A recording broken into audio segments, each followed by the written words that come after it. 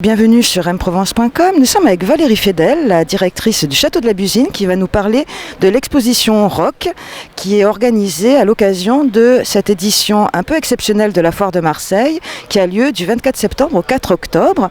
Valérie, est-ce que vous pouvez nous parler un petit peu de cette exposition qui est en fait un report de l'exposition de l'année dernière mais qui a nécessité beaucoup de réajustements?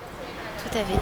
Donc déjà, on est très heureux de voir la musique et donc le rock'n'roll comme thème principal justement de la foire. C'est un très bon signal, je dirais, pour notamment tous les opérateurs de la culture, puisque nous avons, comme beaucoup de monde, beaucoup souffert de cette pandémie.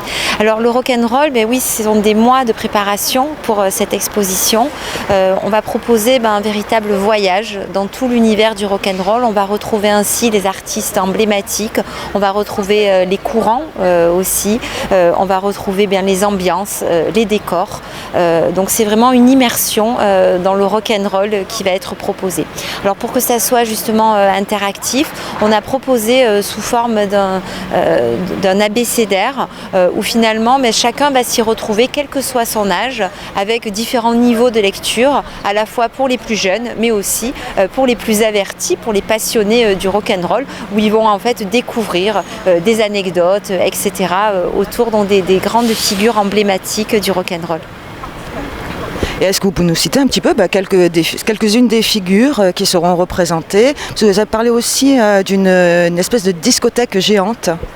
Oui, alors en fait, discothèque dans le sens on va retrouver à peu près 70 albums vinyles par rapport justement à la période du rock'n'roll. On va retrouver par exemple aussi, je pense que les personnes vont aimer se prendre en photo autour de Abbey Road, comme si on y était. Et puis bien sûr, on va retrouver donc les grandes figures comme Bob Dylan, comme Jimi Hendrix, comme Elvis Presley, Johnny Hallyday, etc., etc. Il y en a tant et c'est ça justement que l'on découvrira.